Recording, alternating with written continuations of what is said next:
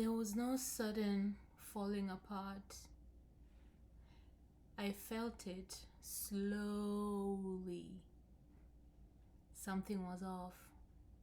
Remember in the previous episode, talking about being depressed, not looking depressed, but feeling off. This is a continuation, a little more of some signs that might be subtle, but are very important for us to pick out. Hi, my name is Lydia. On this channel, I share real stories about transition because change is what happens around us every day and it's inevitable. But transition is what happens within us as that change goes on. And sometimes you feel the shift internally long before you understand what it is.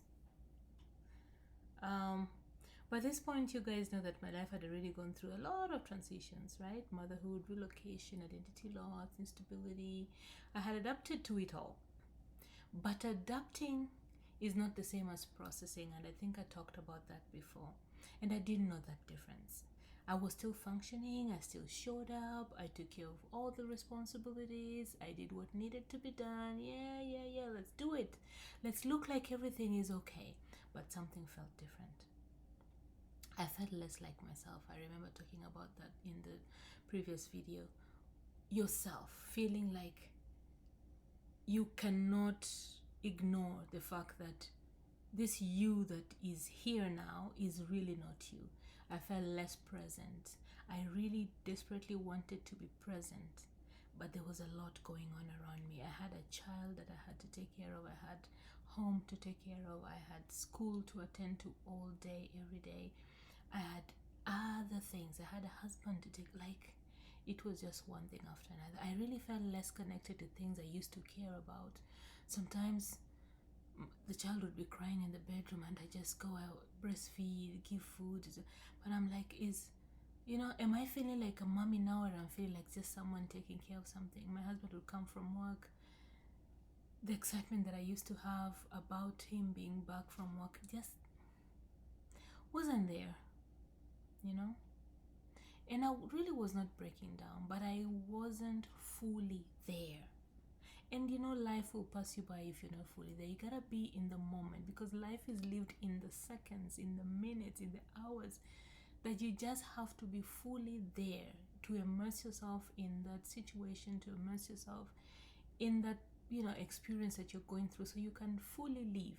But I wasn't fully living. I can confidently say I was existing. I was breathing, but I really wasn't living. I wasn't thriving. And I didn't know it then, but that was truly a transition into disconnection. Not feeling, like appearing, giving the appearance of connection, but in real sense, there's no connection. Life had their own little boxes that I functioned in those boxes, but there was no one cohesive life that I, as Lydia, lived. And because I was still functioning, I told myself I was fine. I kept going. I kept adjusting. I kept pushing forward. Because nothing had completely broken yet. And the signs that I thought I would see, or I didn't even think there was signs for me to see. In my brain, things were just fine.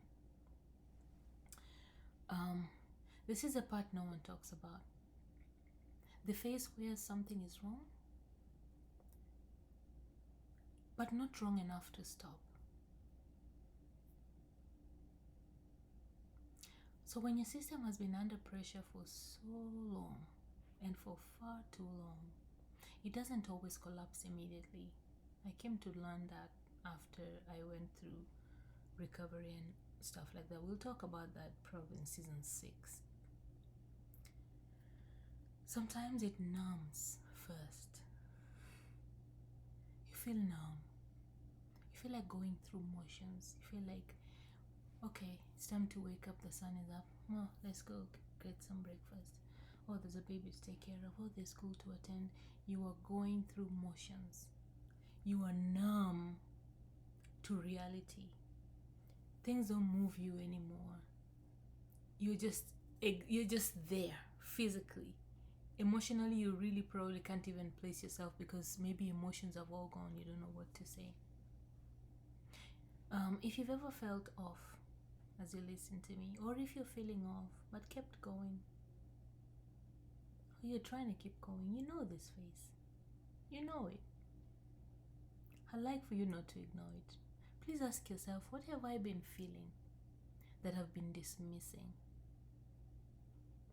Not fixing, not solving, just noticing.